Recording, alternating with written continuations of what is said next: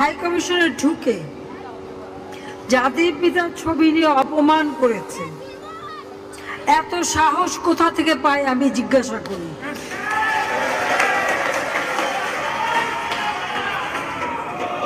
আমি জানি না আমাদের হাই কমিশনার তখন কারা বসেছিল এবং তারা সেখানে কিছুই করতে পারলো না কেন, সেটাও বড় প্রশ্ন।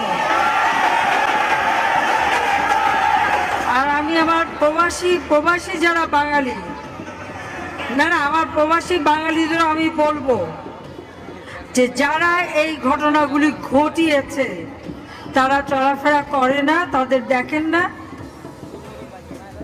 যে হাত দিয়ে জাতির পিতার ওই ছবি নিয়ে তারা ভেঙেছে,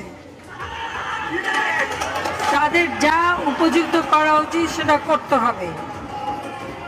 কারণ জাতির পিতার নাম মুছে ফেলার চেষ্টা করা হয়েছিল, তো তারিখ যেহেতু দূরের কথা, ওর বাপ তো চেষ্টা করেছিল এই নাম মুছতে, ওর বাপও চেষ্টা করেছে, মাও চেষ্টা করেছে। তারা কি পেয়েছে নাম মুছতে?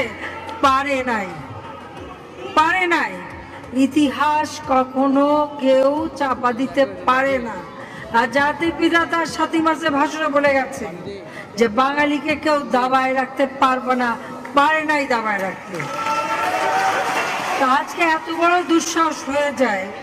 হ্যাঁ, আমি প্রধানমন্ত্রী এসে আমারটা যা করুক ওটা আমি কিছু মনে করি না, কিন্তু যিনি আমাদের জাতির পিতা, যে আইন আছে সেখানে হাত দেবে, এত সাহস কোত্থেকে পেল?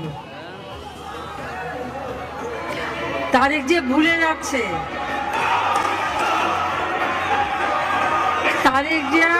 যাচ্ছে, যে তার মা দুর্নীতি করে জেলে গেছে,